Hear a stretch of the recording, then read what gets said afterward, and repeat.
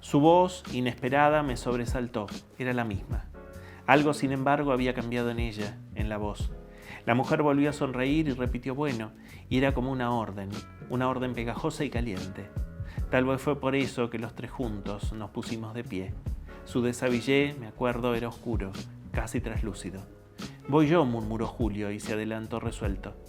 Alcanzó a dar 2 pasos, nada más que 2, porque ella entonces nos miró de lleno y él de golpe se detuvo. Se detuvo quién sabe por qué, de miedo, de vergüenza tal vez o de asco. Y ahí se terminó todo, porque ella nos miraba y yo sabía que cuando nos mirase iba a pasar algo. Los tres nos habíamos quedado inmóviles, clavados en el piso, y al vernos así, titubeantes, vaya a saber con qué caras, el rostro de ella se fue transfigurando lenta, gradualmente, hasta adquirir una expresión extraña y terrible. Sí, porque al principio, durante unos segundos, fue perplejidad o incomprensión. Después no. Después pareció haber entendido oscuramente algo y nos miró con miedo, desgarrada, interrogante. Y entonces fue que dijo si le había pasado algo a él, a Ernesto. Cerrándose el desabillé, lo dijo.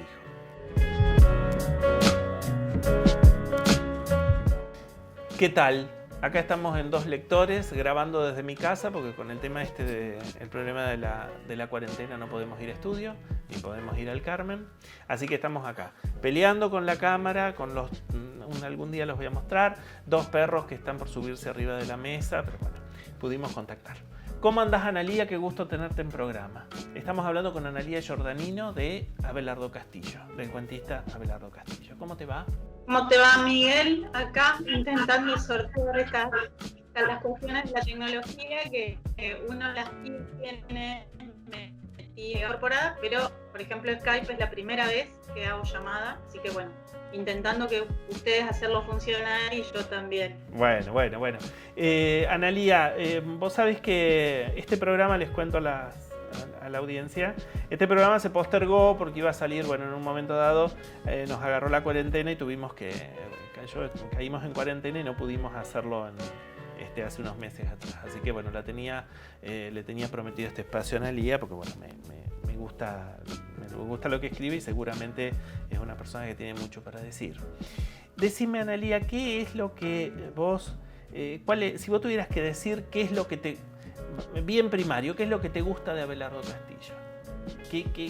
Vos tenés que contestar eso, ¿vos qué dirías? Bueno, mira, a partir de la relectura que tuve para el programa, para tu programa, tengo que hablar de 2 momentos de mi lectura de Abelardo Castillo. El primero lo descubrí sola, no fue una lectura de facultad, yo soy profesora en letras y la mayoría de las cosas de los clásicos que he leído, universales, latinoamericanos, argentinos, vinieron por el lado de la facultad y digamos mi formación personal han sido descubrimientos como como el de Abelardo. Yo lo encontré a Abelardo Castillo porque compré en una mesa de saldos este texto que seguramente sale al revés, no sé si se ve. No, perfecto. El templo. Porque yo recorría, en el momento que cursé la facultad, no contaba con recursos económicos para comprar libros en cantidad y recorría miles de lugares, era socia de muchas bibliotecas, recorría mesas de saldo de las que conocemos acá en Santa Fe, hay una que todavía sigue estando, y encontré este libro que en realidad es del 76 de Abelardo Castillo y a mí me gustó mucho la imagen que es del Bosco, en realidad es un pintor que yo, voy andando, vos tenés tus gatos, yo a mi hijo, así que no hay problema, déjalo. Abelardo Castillo entro por un lugar, llamarle tercerizado, entro por el Bosco, no tiene nada que ver, aunque sí, ahora que lo estuve releyendo, y a mí me llamó mucho la atención el título Las Panteras y el Templo, por ese ingreso del elemento animal en un lugar oracular de religiosidad. Así que lo que hice fue empezar en aquel momento. Yo ahora repasé algunos poquitos para esta charla nada más, y entré a Abelardo Castillo por eso, por una seducción de sus palabras. O sea que me llamó la atención la imagen del libro y después pensé, bueno, esa fue la primera noticia que tuve de Abelardo Castillo. Fue un escritor que hayamos trabajado en la facultad, que yo recuerde, pero yo recuerdo poco. No tengo de cantidad. Así que la verdad no me acuerdo. Yo tengo muy presente el descubrimiento personal. Y en primer lugar, hay algo que me gusta hacer a mí, que es a veces llevar la contra. Y yo no leí sus cuentos crueles, pero es fácilmente, digamos, uno al entrar por cualquiera de sus textos entiende que la palabra crueldad aparece de diversidad de modos en los escenarios, en las acciones de los personajes, en los conflictos, en las decisiones morales que toman los personajes. No sé qué iba a decir en el discurrir. Iba a decir algo importante, pero ya me lo... Vos sabés que yo también, para mí, sí, eso de Abelardo Castillo, contrariamente, no llega por la facultad, llega por un taller literario. Y llega a mí, ¿no? Y a mí lo que me deslumbró en un primer momento, además de la perfección estructural de algunos de los cuentos, es el trabajo de la palabra exacta.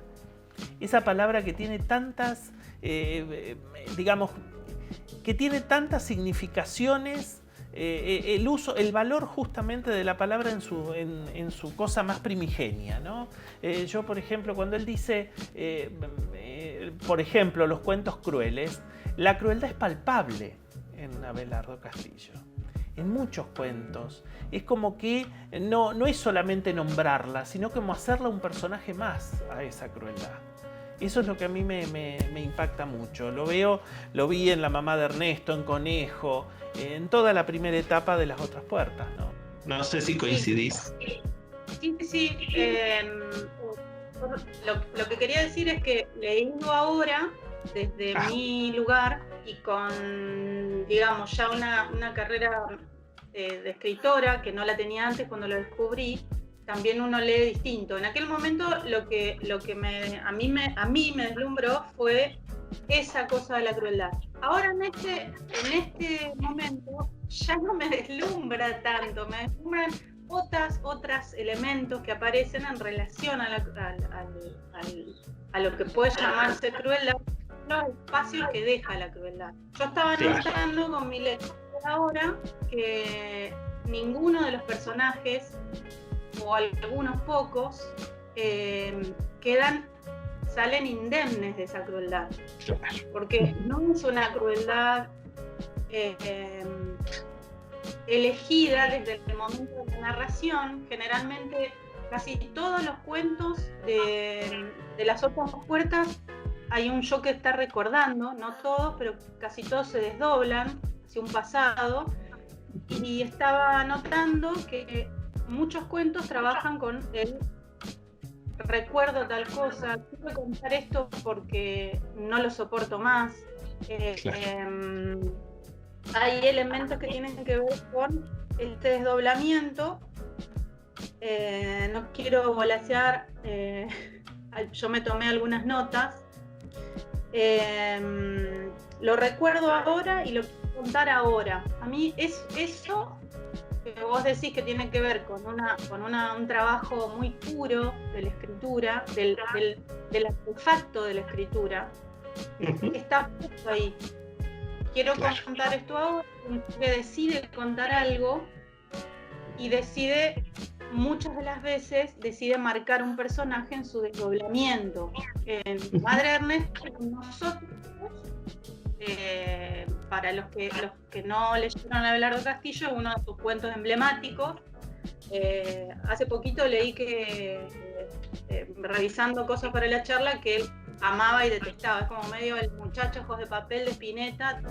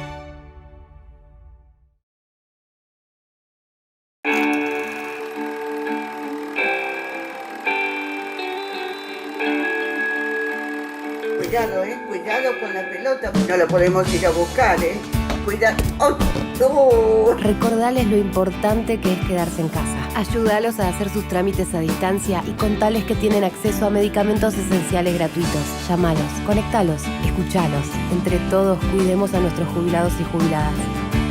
PAMI. Argentina Unida. Argentina Presidencia.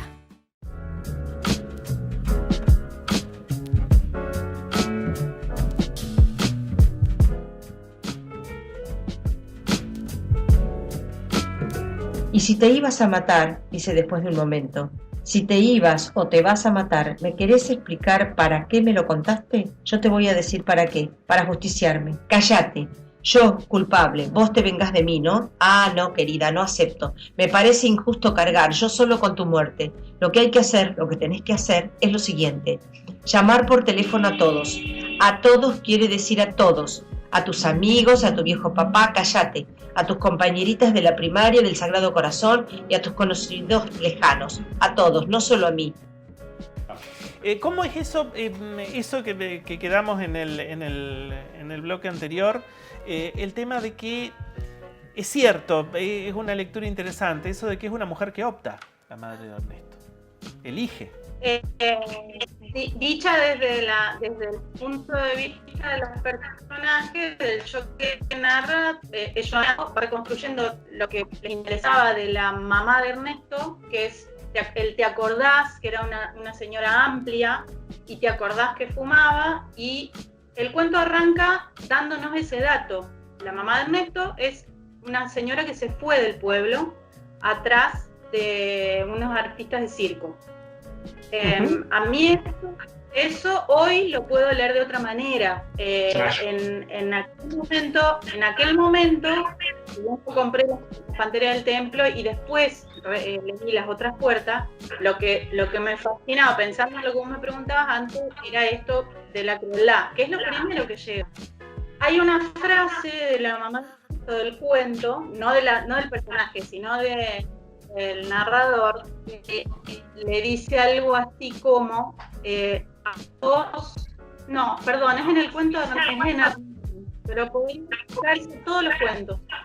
Sos de esas personas a las que les sale bien someter a otras que están para eso, para que las sometan. Yo creo que esto es una clase de escritura que también nos da a hablar de justicia. Hay personajes que funcionan de un modo para poder realizar X conflictos, y hay otros que necesitan estar bajo el dominio de esos personajes. Eso para mí es una clase clarísima de escritura. Y bueno, en cuanto al personaje, Ernesto es una mujer que decide irse, decide aparentemente y devolver, decide no volver a ver a su hijo. Decide no volver, y eso es lo que ese lugar que queda como residual ahí, que al parecer es una mujer sometida, para mí en realidad no lo es. Se devela para mí en el final, cuando ella cierra el desabille y clausura su cuerpo. Ella abre su cuerpo a la libertad cuando se va, y clausura su cuerpo para el goce del varón. No lo clausura para el... que eso es lo terrible del final, digamos, porque uno espera que ante la presentación la mujer acceda a las relaciones sexuales con los hijos con los hermanos con los amigos, de su hijo. Ella muestra gestualmente, el personaje muestra una clausura de ese deseo, y terminó el personaje y aparece ni siquiera la madre, pienso yo, porque ahí es lo que me gusta de ese personaje, que es que loco, vienen a tener relación conmigo, pero a ella no se le ocurre eso. A ella lo que piensa es, hijo, le pasó algo a mi hijo. Los chicos no vienen como otra cosa que amigos de mi hijo. Imposible transgredir desde el lugar de la mujer ese pacto que sí propone la manada, digamos. El año pasado estuvo bastante pensado eso en las redes, lo de la manada. Yo creo que es un cuento que bueno, Abelardo Castillo no sé qué diría, no quiero poner todo en boca de él ninguna cosa, pero desde mi boca hay un lugar de deseo de mancillar, que finalmente la mujer es la que dice no. Quizás es una lectura demasiado clara desde el lugar de la mujer, pero bueno, yo hoy lo leo así. Y decime, Analía, sí, es cierto, es correcta y es aceptada, está muy bien. ¿Y qué pasa con la otra mujer que es la de Hernán? Esa profesora de letras que se siente atraída o que el alumno, uno de los alumnos hay algo como yo lo que veo en Hernán es esa reversión de madurez, de inmadurez que hay. Es decir, en un momento dado la profesora es más inmadura que su alumno, ¿no? Y en otro momento el alumno es tan niño como... ¿No es cierto? Yo no sé si te pasó. Son como dos mujeres antitéticas, ¿no? Y elegí ese cuento dentro de los que había justamente porque yo tengo en mi modo de escribir, tengo también mis modos de ser docente. Es difícil de explicar esto y no da para este programa, pero yo soy escritora y también soy docente. Es algo que se imbrica. Y elegí ese cuento, ¿por qué? Porque también el cuerpo en el aula y en ese cuento aparece implicado desde los dos lados. Yo no me ando enamorando de los alumnos, y si me gusta alguno, hay una cuestión, me gusta alguno porque uno puede quedar maravillado del saber del otro, puede apreciar el cuerpo del otro. No quiere decir que uno vaya a tomar una decisión. Lo que quiero decir es que el cuerpo en el aula está presente, y está presente de los dos lados. En el cuento sucede eso. Hernán es un alumno que junto otra vez con un nosotros que decide mostrar ciertas dotes varoniles o que necesita probar ciertas dotes varoniles, lo que hace es poner una trampa a la profesora para que interprete un deseo de su parte y que sea correspondido. Entonces, en la fiesta de la primavera sucede la relación amorosa, y lo que él lleva al aula el otro día es un trofeo que es el escapulario de la profe. A mí lo que me interesa de este cuento es la crueldad, es obvio, digamos, el mecanismo de nosotros contra lo que se supone que se está transmitiendo, ¿no? Obviamente lo que vos decís, la profesora tiene un cuerpo. Es un personaje corpóreo. Ella llega al aula oliendo a algo. Lo primero que se dice del personaje es que tenía olor y que ese olor gustaba.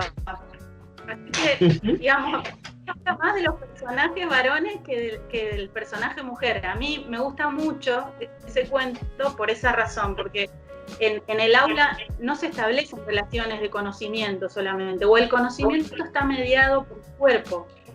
Eso no quiere decir, vuelvo a repetir, que uno se ande enamorando de los alumnos. No. Hay algo que me interesa, que lo dije, que ahí está la frase, que no indemnen. Los personajes no salen indemnes del hacer el daño, de cometer las crueldades. No soportan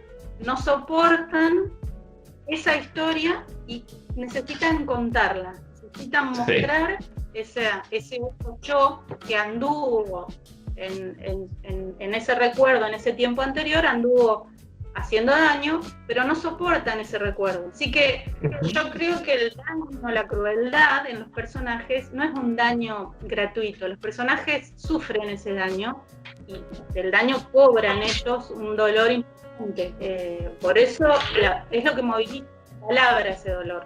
Sí, es como una suerte de exorcismo desde la escritura. Necesitan contar lo que hicieron, sacarlo de adentro justamente para curarse. Pasa también con el Marica, ¿no? De todos los cuentos de esa etapa de Abelardo son de cerrar cuentas con el pasado, ¿no?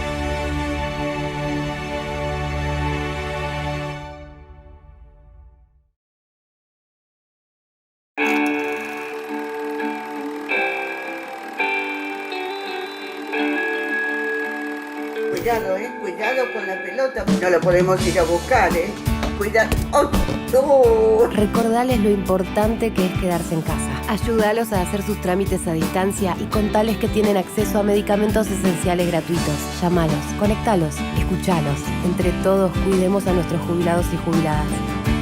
PAMI. Argentina Unida. Argentina Presidencia.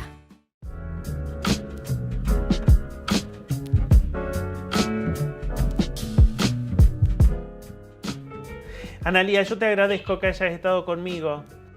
Gracias, Analía. Un beso grande y perdona las molestias por estar ocupada. Un cariño grande, Nos vemos. Chao. Chao. Muchas gracias a Cable Video de Santo Tomé, que nos dio la oportunidad de salir de esta forma. Y seguimos en Los Lectores. Hay mucho para leer todavía. Nos vemos. La lectura es absolutamente necesaria por causas evidentes. Hay una lectura mecánica, es saber el nombre de una calle o que un cartel que dice hospital, dice efectivamente hospital, que te puede salvar la vida, por ejemplo. Es decir, que el acto mecánico de leer ya es esencialmente importante. En cuanto a un estadio posterior a eso, ya en el acto cultural de leer, por llamarlo de alguna manera, la lectura es esencial para la formación de lo que podríamos llamar el espíritu humano. No podemos saber nada en serio si no lo leemos. No se puede estudiar filosofía ni comprender el sentido del hombre en el mundo o el universo si no lo buscamos en la palabra escrita. Y en cuanto a la literatura, la importancia que tiene la lectura de la ficción es que estimula como ninguna otra forma de ficción la imaginación. Mi generación, que se crió sin la influencia masiva de la televisión o de Internet, tenía la obligación de imaginar e inventar las caras, los gestos, las situaciones que nos daban los libros. Creo que si se pierde eso, se pierde algo esencial para el hombre, no solo para la cultura, sino para el hombre concebido como tal, concebido como especie. No creo que sea una obligación leer, sin duda eso no lo es, pero creo que es una necesidad existencial sin la cual el hombre no puede ser el hombre.